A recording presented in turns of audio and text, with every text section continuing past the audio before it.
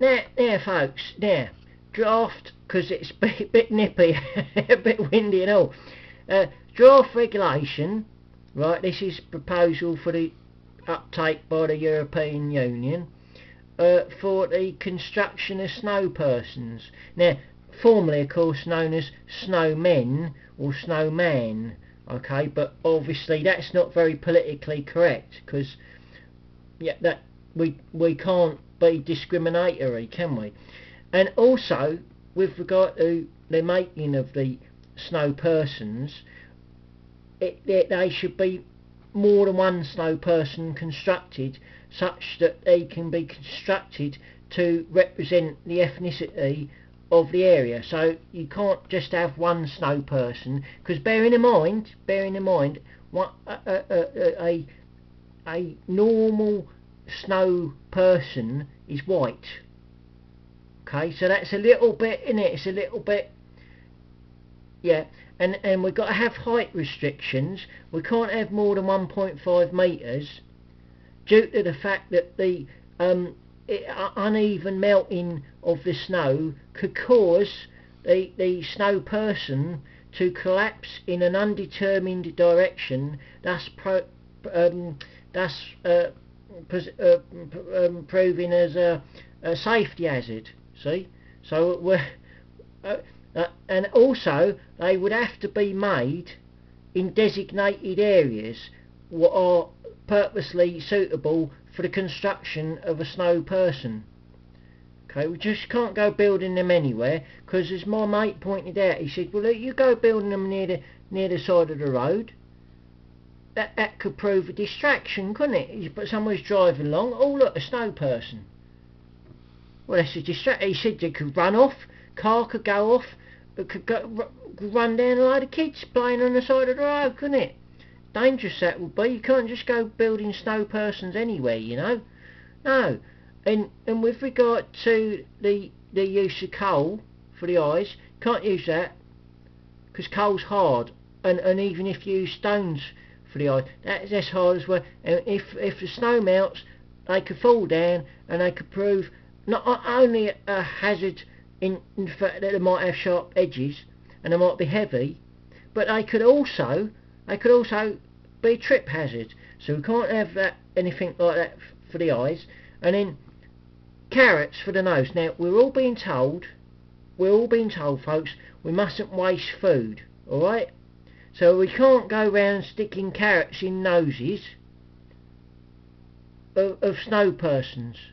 It's just not on, alright? It's just, apart from the fact that even if you said, well, we can eat it afterwards, well, you do not know what contaminants there might be in the snow, which may leach into the carrot and thus form a health hazard upon the consumption of the carrot. So we can't allow that. I'm sorry, folks.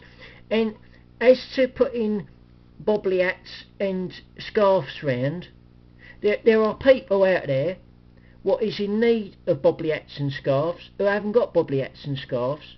Now, going and putting a bobbly hat and scarf on a snow person is thus not a very good use of such garments, what could be given to such deserving people via charity. And if they're not suitable for wearing because they got holes in and stuff, well, they should be recycled. That is very responsible attitude. You see, responsible to go sticking them on snow persons, isn't it? So and with anything like carrots and stones for the eyes or coals for the eyes, they're choking hazards. We can't allow that. It's a safety issue there. And not only that, but what is inside a snow person? Snow persons could be used to conceal bombs by terrorists, or snow persons could be used as a disguise for a terrorist to hide as a snow person. So there is a security hazard, which again is why there should be designated areas for the construction of snow persons under certain supervision, such that all the safety regulations and that they are checked that they're not got any terrorist connections can be enforced.